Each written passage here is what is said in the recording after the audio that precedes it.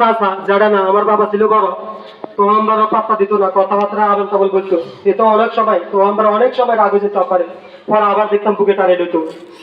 এরকম মেজাজে ছিল আমার বাপ।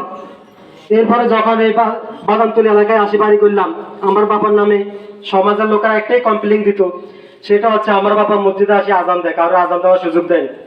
এটা নিয়ে আমার অনেক বিচার আচার করতে হয়েছে, যে আব্বা কি করে মসজিদে চলে আসে সবার আগে, আসি মাইক নিয়ে বসে থাকে, আজান দিতে হইব এতে।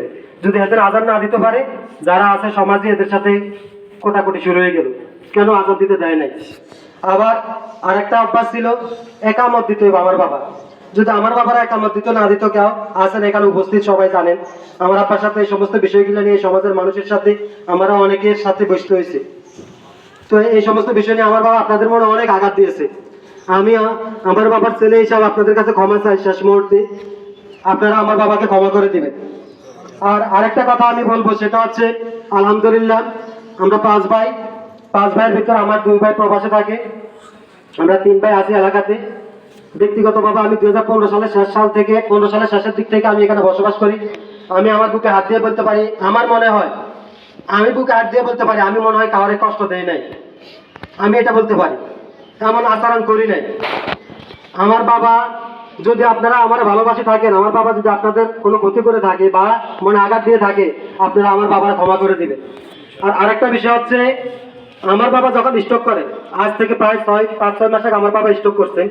স্ট্রোক করার পরে যখন আব্বার একটু জ্ঞান ছিল, আমি আমার আব্বারে জিজ্ঞাসা করছি যে আব্বা আপনি কার কি দেনা আছেন আমাদেরকে বলেন, কার কত টাকা দেনা আছেন। আমার বাবা খনারি করতো, খনারি কাজটা হারাম। আমি এখানে কিছু লোক উপস্থিত আছে, বিশেষ করে আমাদের মামা ফিরোজ মাওলানা সাহেব আছে, ওনাদের কয়েকজন লোকেরা আমি আমার দোকানে বসাই। আমার বাবারা বলছে আব্বা আপনার গায়ে এখন সর্বোচ্চ শক্তি আছে। স্ট্রোকের আগের ঘটনা বলতেছি, যখন আমার চাকরি হয়েছে, অর্থাৎ ব্যাংকে যখন আমার চাকরি হয়, তখন আমার চাচা সহকার আরো কয়েকজন লোকের আমি আমার দোকানে বসাই। আমি আমার বাবারা বলছি যে বাবা আপনি আর ইনকাম করার দরকার নাই, আপনি শুধু এখন খরচ করবেন।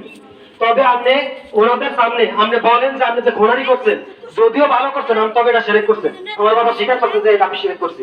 আবার আমার বাবা তওবা করছে যে আমার গায়ে শক্তি আছে, বল আছে, আজকের পর থেকে আমি আর এই খোনারিও করতাম না, আর এই শিরকিও করতাম না। কথা বুঝছেন কিনা? অর্থাৎ সাক্ষী রাখিয়ে বলে তো আমি আমার বাবারে তওবা করেছি। আমার বাবা তখন তওবা করছে আলহামদুলিল্লাহ। আমি যতটুকু জানি তখন থেকে আমার বাবা খনারি ছেড়ে দিয়েছেন। আমার বাবা বিশ্বাস করে যে সত্যিকার অর্থে নাকি সেরে।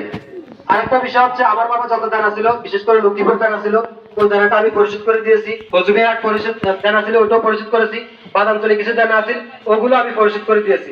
অবশেষে আমি যেটা বলবো সেটা হচ্ছে, আমার বাবা অসুস্থ হওয়ার পরে, যদি আমি যতটুকু জানি বাবা অসুস্থ হওয়ার আগে যত দেনা ছিল সব দেনা আলহামদুলিল্লাহ আমি পরিশোধ করে দিয়েছি। যত দেনা ছিল সব আমি বলে গেছি।